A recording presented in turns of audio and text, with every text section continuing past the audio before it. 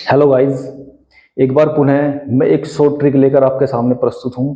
आपके पास सामने दो संख्या लिखी है 104 और 103। ठीक है। इस तरीके की संख्या जो 100 के करीब होती हैं, उन संख्याओं को हम शॉर्ट ट्रिक से कैसे करते हैं ध्यान से समझना। एक छोटा सा ट्रिक है, बस वो याद रखना है आपको। जिन दो नंबर्स की आप आपस में मल्टीप्लाई करना चाह रहे हैं, सामने लिखे हैं 104 और 103।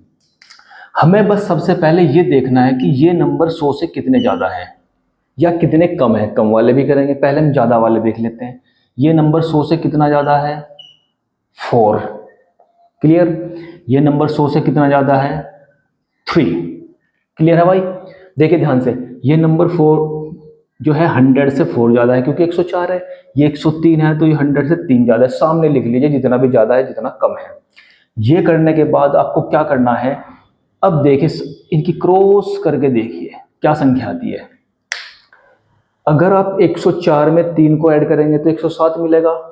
103 में 4 को ऐड करेंगे तो 107 मिलेगा। दोनों साइड से क्रॉस करने के बाद जब आप उन्हें ऐड करेंगे या माइनस का चिन्ह होगा तो सब्सट्रैक्ट करेंगे तो आपको सेम संख्या मिलेगी। उस संख्या को यहाँ लिख लेना है बहुत ही आसान तरीके से, क्योंकि यहाँ इन्हें ऑपरेट करने के बाद हमें 107 यानी कि 107 मिला है, उसे आपने लिख लिया।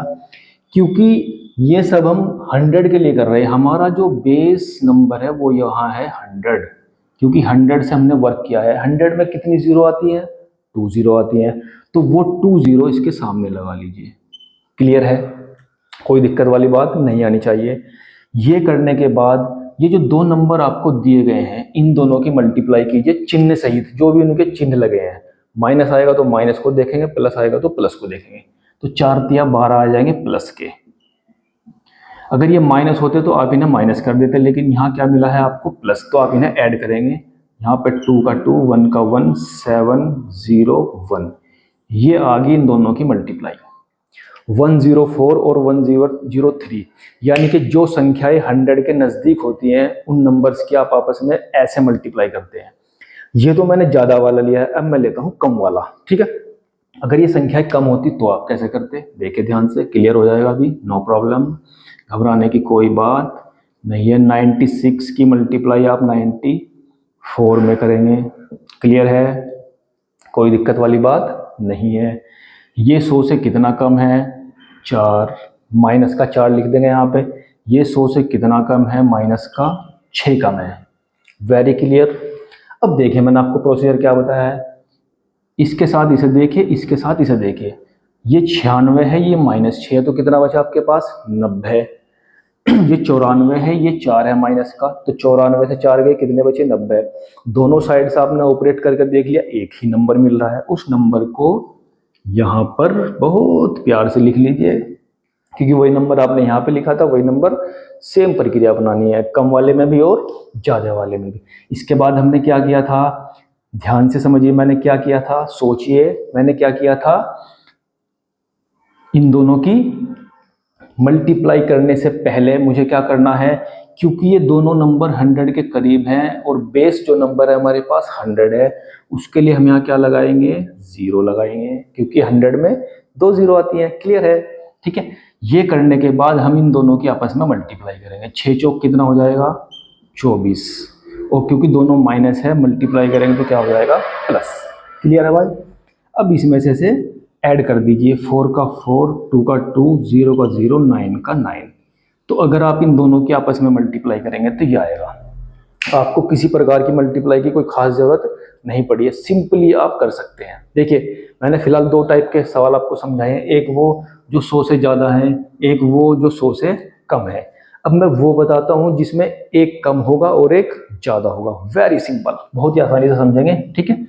इसे मैं रफ कर देता हूँ और रफ करने के बाद हम क्वेश्चन में उतरते हैं।